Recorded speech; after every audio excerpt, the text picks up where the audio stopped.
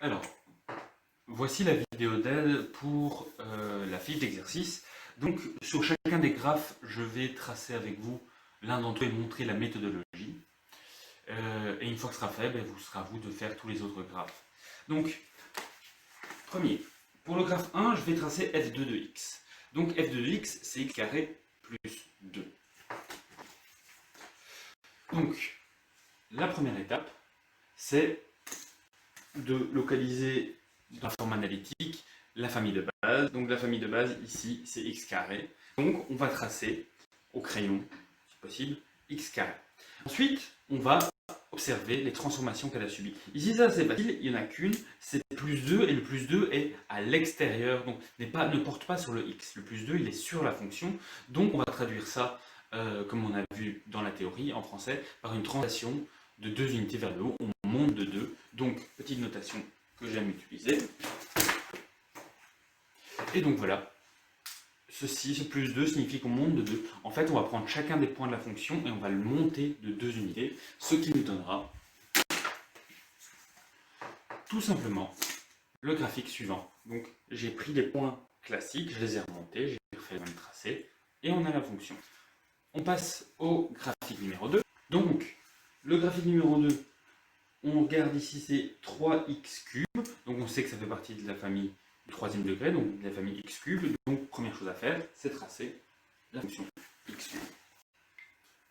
Donc on trace la famille x cube. Et alors ici, on va faire comme tout à l'heure, on va observer ce qui a changé par rapport à la famille de base. On a multiplié par 3. Donc quand on multiplie par 3, si on retourne dans la théorie, je me semble que c'est la page 43 du coup, on voit que ceci est un étirement. Donc comment on va représenter l'étirement graphiquement? Donc j'avais déjà expliqué dans la précédente vidéo, en fait on observe que toutes les fonctions de référence ont un rapport 1,1. Donc entre le point que je vais appeler 0, 0, le point qui est là au milieu, et le point suivant, qu'on avance de 1 sur les abscisses, on a pu constater dans la dernière vidéo, on en a déjà parlé, qu'on a une augmentation, l'image augmente de 1. Or ici c'est multiplié par 3, donc en fait ça va être un étirement par 3. Donc, pour la notation étirement par 3. Et donc ça signifie, en fait, on va changer le rapport, et le rapport va devenir 1, 3. On a donc ici un rapport 1, 3, et donc la fonction, qui garde la même forme, va cependant passer par le point qui est là et continue de monter. Attention, cette fonction est impaire, donc la même chose va se produire mais de manière opposée. Nous obtenons donc, ici en bleu, elle passe par les deux nouveaux points, elle garde la même forme, elle a été étirée verticalement de 3 unités. Graphique suivant. Et donc ici, pour le graphique 3, nous avons la famille, nous devons présenter moins valeur absolue de x sur 2. Donc je me suis permis de tracer la famille valeur absolue. Alors ici, il y a une petite spécificité. Déjà, il y a deux opérations, mais on peut les faire simultanément. En fait, diviser par 2, on avait vu, c'est créer un rapport 0,5 à 1,5. Et le moins va dire en fait qu'il va être retourné. Alors comme le moins est devant, on a un retournement du haut vers le bas. Et donc, en notation, on a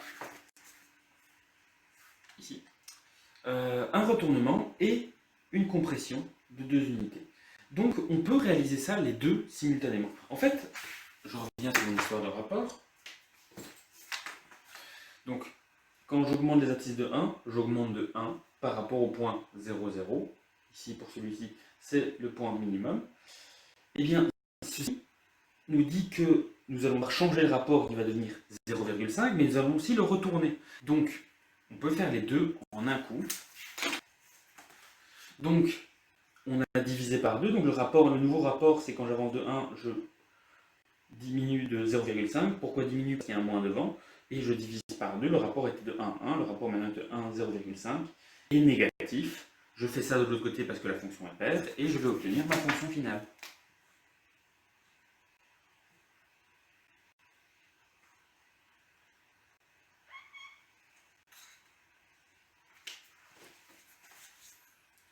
On obtient ici en rouge, le graphique il a été retourné et aplati verticalement. graphique suivant. Et donc, graphique 4, nous allons regarder la fonction racine carrée de moins x plus 1. Donc, c'est de la famille des racines carrées, j'ai tracé racine carrée. Ensuite, je vais observer les opérations. Attention, ici, un élément très important, d'ailleurs il faut le noter quelque part dans votre cours, parce que pour cet exercice c'est capital. Donc, nous avons deux opérations.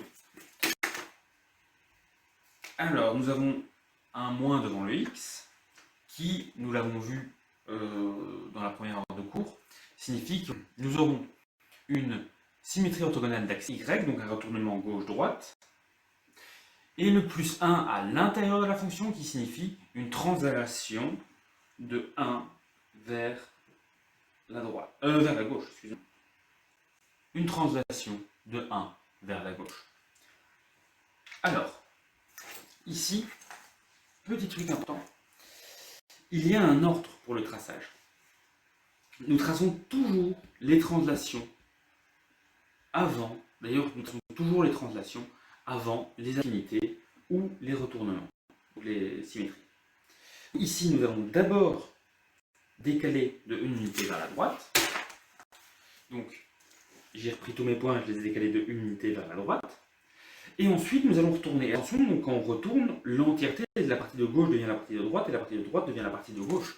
Donc, on obtient, en bleu, nous allons retourner de gauche à droite le trait en rouge, et en bleu, c'est notre fonction. Voilà, nous attaquons le graphique 5. Donc, nous allons regarder pour le graphique 5 la fonction x plus 1 au carré divisé par 2 plus 2. Donc ici, attention, beaucoup de champs, beaucoup d'opérations simultanément, on ne fera pas plus de 3 en général. Donc on va repérer les 3 modifications, donc le plus 1, le divisé par 2 et le plus 2, traduire ça en français, avec les petits symboles, mais vous êtes capable de l'écrire en français. Donc, le plus 1, il est sur le x, donc c'est un plus 1 qui signifie translation de deux unités vers la gauche, de une unité vu que c'est un plus 1. Hop. Donc, une unité vers la gauche, c'est le plus 1 qui est ici. Ensuite, le plus 2. Eh bien, simplement, le plus 2, c'est une translation de 2 unités vers le haut. Et ensuite, le divisé par 2, c'est une compression, c'est le changement du rapport 1-1. C'est une compression de 2 unités, c'est un divisé par 2 en somme. Voilà. Et donc, comme dit précédemment, il faut impérativement tracer les translations avant la compression. Donc, on va prendre tous nos points là, on va commencer par le point 0, 0, et on va tous leur faire subir une translation de 1 vers la gauche et 2 vers le haut. Donc, la fonction a subi une translation de 1 et puis de 2. Mais il faut encore faire la compression. Donc la compression, c'est-à-dire qu'à partir du point là, quand je vais augmenter de 1 dans les abscisses, le rapport ici va augmenter de 0,5, parce que c'est une division par 2. Donc, nous créons un nouveau rapport.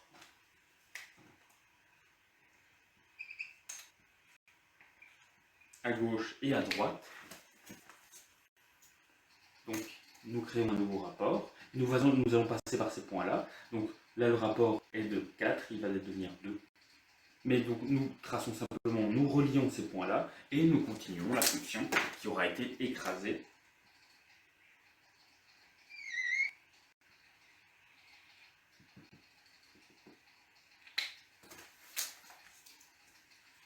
Et donc, le rapport 1, 1 est devenu 1, 0,5. Le rapport 2, 4 est devenu 2, 2.